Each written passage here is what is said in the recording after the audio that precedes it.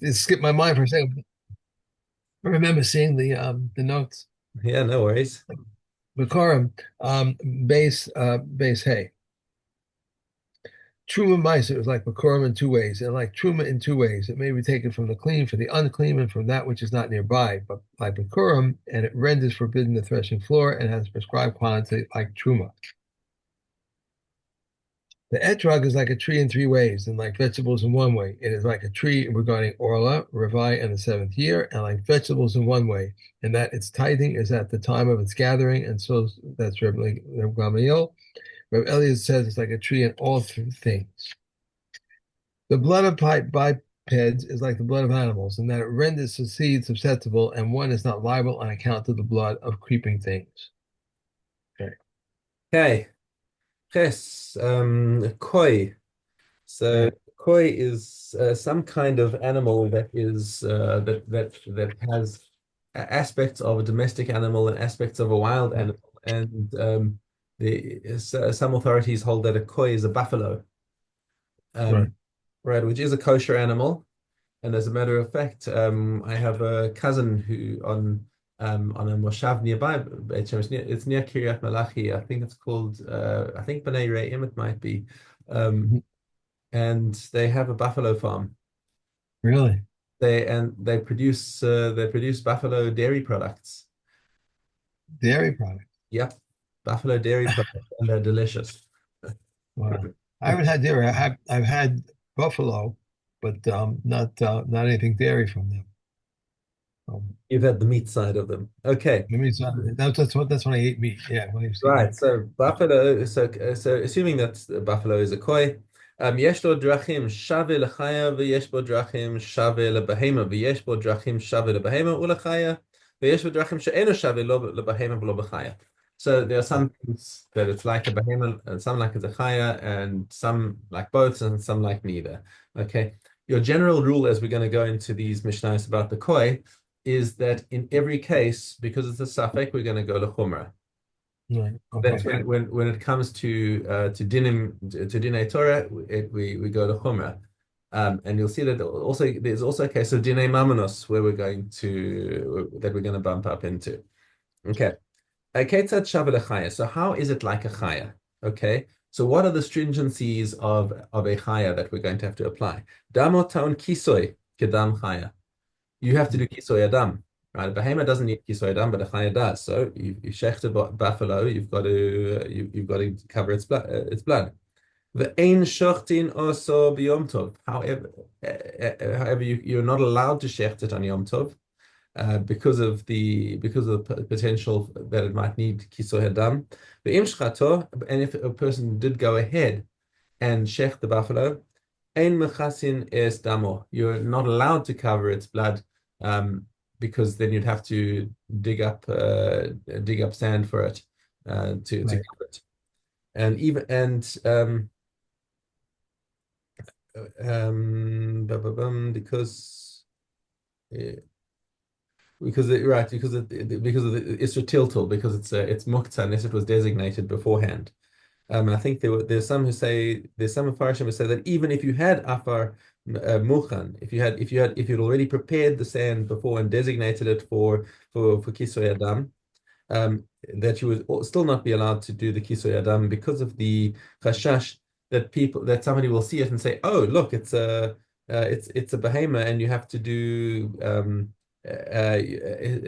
sorry, it's a chaya and therefore its chaylev is permitted or something like that. Okay, which we're going to get onto in a minute. But at any rate, no shechting buffaloes and Yom Tov. V'chelbo metame betumas nevela kachaya, and chaylev. So this is the difference between a behema and a chaya. In a behema, the chaylev is asur and you chayav kares on it. Right. Okay, but um, conversely, the chaylev of a behemoth doesn't get tumas ochlin because it's not a food. It's aser. Right. So it doesn't get food tuma. On the other hand, a chaya, the chaylev is mutar, and therefore the chaylev automatically is gets food tuma.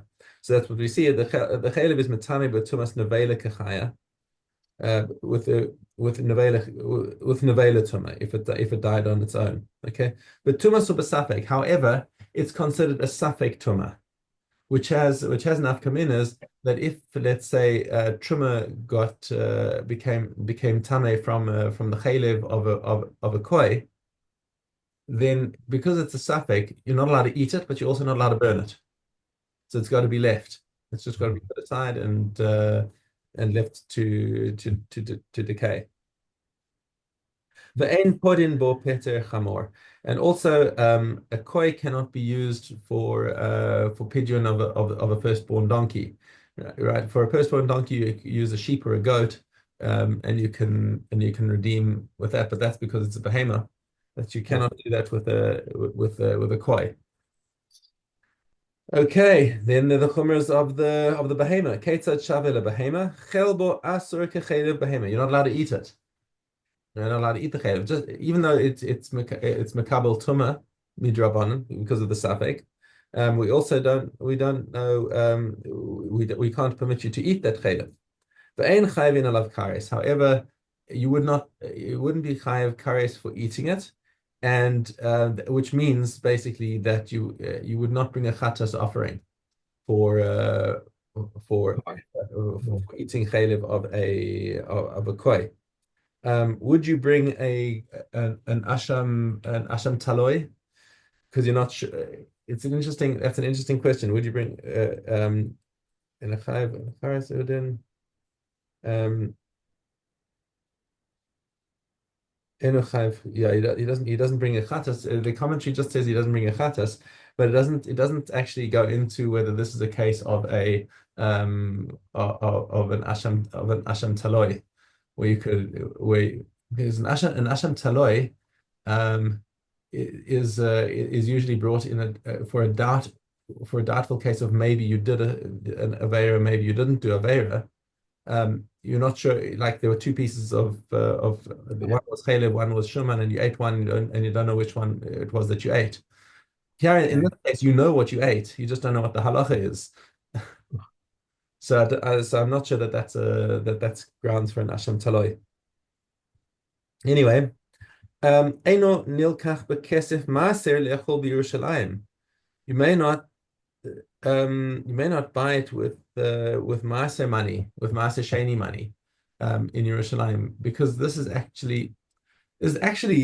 particular point would seem to be a case of where it's neither like a behemoth or a chaya, because you're allowed to use maaser money for a behemoth or for a chaya. It's just that a behemoth you have to bring on the mizbeach, and a chaya Right. free to eat as you like. But in this case, you've got a safek. Should you bring it on the mizbeach or not? Can you bring it on the mizbeach or not? You cannot, and therefore you're not allowed to spend your maaser money on that in Yerushalayim. Okay. V'chayav bizroa ulechayayim v'keva. And says the Tanakama, you have to give the priestly gifts. If you have a regular chulin animal, a chulin koi, and you shecht it, there are there are gifts that have to be given to the coin, the foreleg, the jaw, and the cava, the stomach and its parts. Okay. So this is what the Tanakhama says, that because of the safek, you have to be moti yourself from the safek and give these to the coin. Right. Eliezer says no. Pater shemotzi mechavera lavaraya. The coin must come with a proof that this koi is a behemoth, because you don't give these gifts from a chaya. You only give them from a behemoth.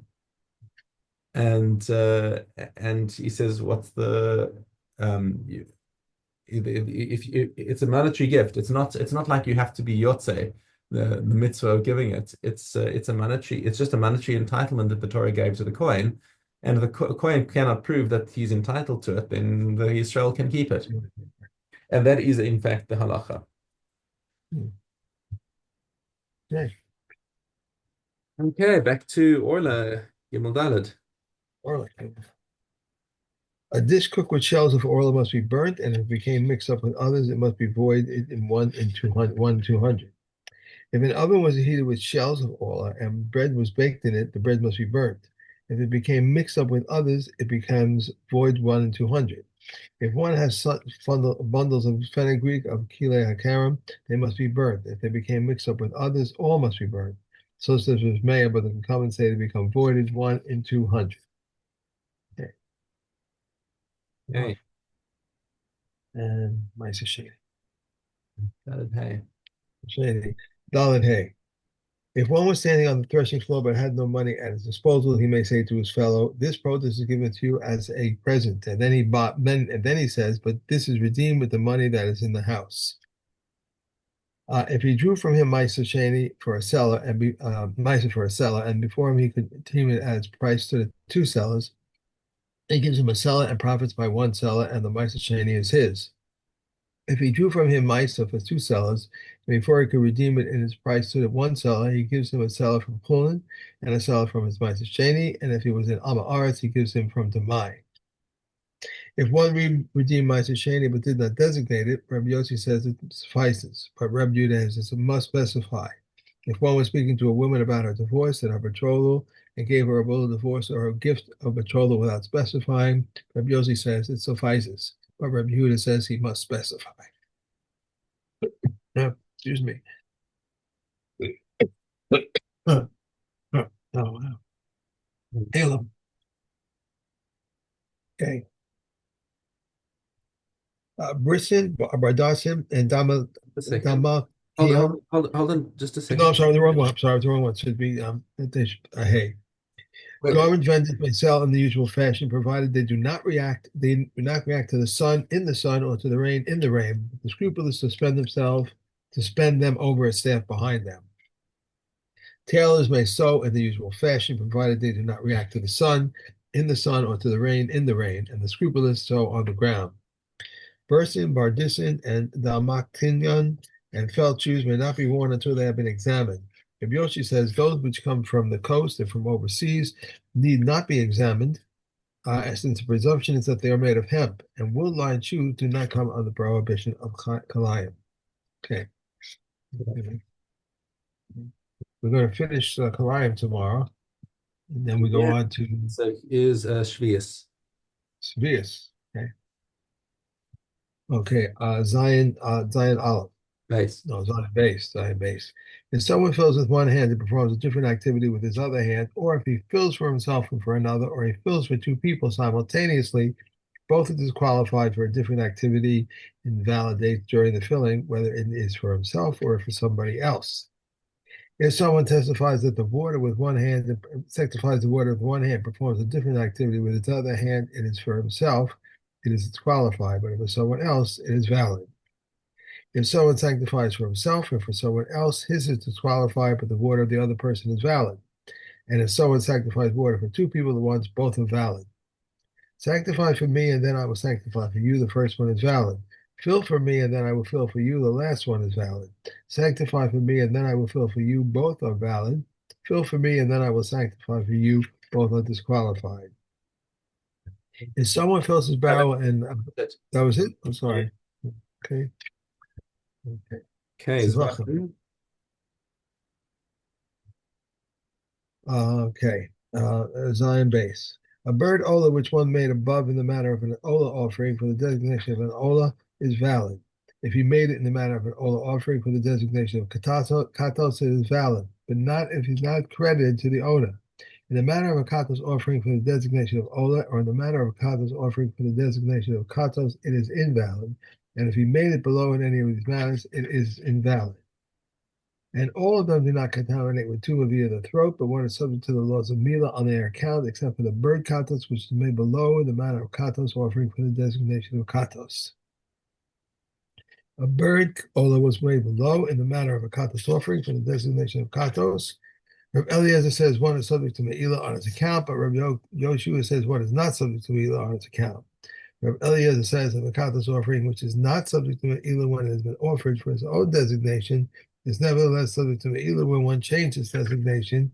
Then an Ola offering, which is subject to Me'ila, when it is offering for its own designation, should surely be subject to Me'ila when it changes designation. Rabbi Yeshua said to him, not so. If this can be said of a katos offering whose designation one changed to an Ola, it's because he has changed his designation to something which is subject to Me'ila. Can the same be said of an Ola offering whose designation one changed to a katos, in which case he has changed his designation to something which is not subject to Me'ilah? Rabbi Eliezer says, let most holy offerings which one slaughtered in the southern part of the courtyard, and which he slaughtered for the lesser holiness designation, serve as proof, and that he has changed his designation to something not subject to Me'ilah, and yet they're subject to Me'ilah. So too, you should not wonder at an Ola offering that even when one changes designation for something not subject to Me'ilah, is nevertheless remains subject to Me'ilah. Rav Yehuda said to him, not so. If this can be said of most holy offerings which one slaughtered in the southern part of the courtyard, and which he slaughtered for less holiness designation, it's because he changed the designation to something which has forbidden parts and permissible parts. Can you say the same for an Ola offering whose designation one changed to something which is entirely permissible? Okay. Let's see. Um, we're going to finish this tomorrow. So tomorrow we're going to go to, we finish tomorrow? Yeah, I think so. So what we go to after the Vakum? We're going to continue in the second volume. Sorry. Hmm. And we are now in Kesubas. Yeah. That's Gimel. If one left produce detached from the ground, whoever comes first gains possession of it. If his wife gained possession of more than her ketubah, or if the creditor had gained possession of more than his debt, the difference, Reb Tarfon says, it shall be given to the weakest among them. Um,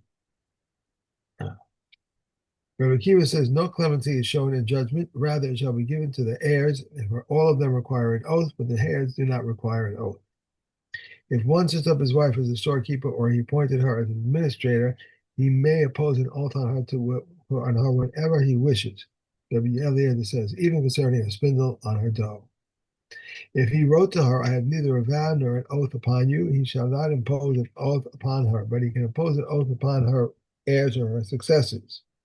If he wrote, I have neither a vow nor an oath upon you, your heirs, your successors, he cannot impose an oath upon her.